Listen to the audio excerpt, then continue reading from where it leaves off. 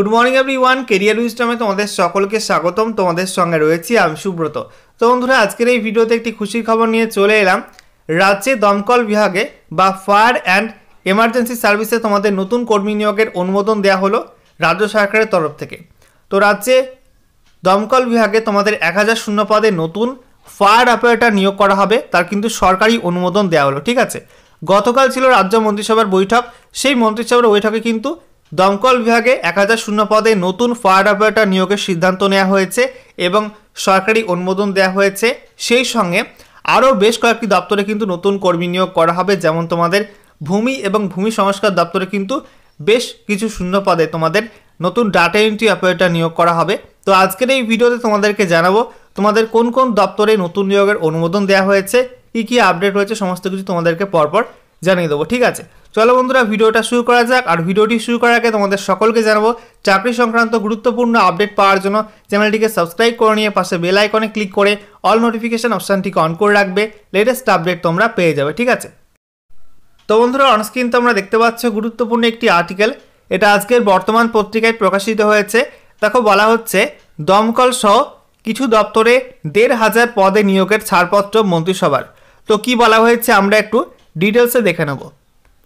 দেখো, বলা হচ্ছে প্রায় 1500 পদে নিয়োগ করতে চলেছে রাজ্য সরকার। বুধবার বিভিন্ন দপ্তরে নিয়োগ সংক্রান্ত বিষয়ে ছাড়পত্র দিয়েছে মন্ত্রিসভা। তো দেখতে পাচ্ছ বন্ধুরা, গতকাল কিন্তু ছিল রাজ্য মন্ত্রিসভার বৈঠক। সেই বৈঠকে কিন্তু বেশ কিছু দপ্তরে নতুন নিয়োগের ছাড়পত্র দেওয়া হয়েছে।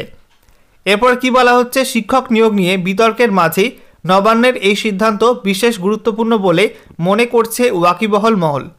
তারপরে দেখো, বলা হচ্ছে প্রশাসনিক সূত্রে খবর, এদিনের বৈঠকে দমকল দপ্তরের 1000 ফায়ার অপারেটরের শূন্যপদ পূরণ করার সিদ্ধান্ত নেওয়া হয়েছে।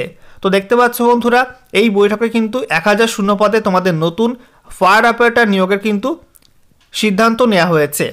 তারপরে কি বলা হচ্ছে, রাজ্যে দমকলের সংখ্যা বাড়ছে, ফলে এই নিয়োগ ভীষণভাবে গুরুত্বপূর্ণ বলে জানাচ্ছেন রাজ্যের আধিকারিকেরা। তারপরে দেখো কি বলা হয়েছে, এদিন মন্ত্রিসভার বৈঠকের পরে জল সম্পদ অনুসন্ধান দপ্তরের মন্ত্রী মানস ভূঁইয়া সাংবাদিকদের মুখোমুখি হয়ে জানিয়েছেন, ভূমি ও ভূমি সংস্কার দপ্তরের BLRO সহ অন্যান্য জেলা অফিসগুলিতে 427 জন ডেটা এন্ট্রি অপারেটর নিয়োগ করার বিষয়ে এদিন ছাড়পত্র দিয়েছে মন্ত্রিসভা। তো দেখতে পাচ্ছ বন্ধুরা, রাজ্যে ভূমি ও ভূমি সংস্কার দপ্তরে কিন্তু BLRO সহ বিভিন্ন অফিসে আমাদের 427 জন DEO বা ডাটা এন্ট্রি অপারেটর পদে কর্মী নিয়োগ করা হবে, তার কিন্তু অফিসিয়াল অ্যাপ্রুভাল দেওয়া হয়েছে।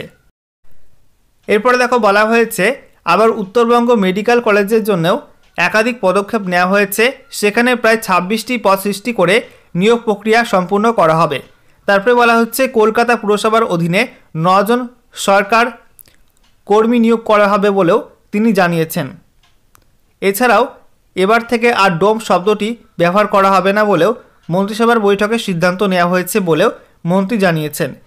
এ বিষয়ে তিনি বলেন, মানবিক মুখ্যমন্ত্রী চান না যে ডোম শব্দটি আর ব্যবহার করা হোক, তাই তাদের সম্মান দিতেই এবার থেকে তাদের সৎকার কর্মী নামে ডাকা হবে।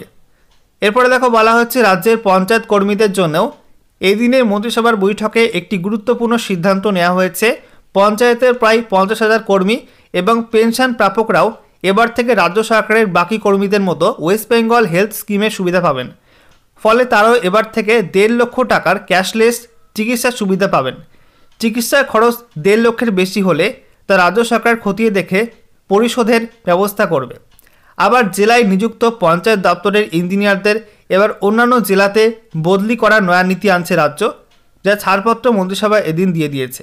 এতদিন superintendent engineer, executive engineer, assistant engineer এবং জুনিয়র ইঞ্জিনিয়াররা চাকরি জীবনের পুরোটাই এক জেলায় কাটিয়ে দিতেন। স্বচ্ছতা বজায় রাখতে এবার তাদের বদলির সিদ্ধান্ত নেওয়া হয়েছে। চা বাগানের শ্রমিকদের পাট্টার পাশাপাশি নগদ 1.20 লক্ষ টাকা দেওয়ার বিষয়টিতেও ছাড়পত্র দিয়েছে মন্ত্রিসভা।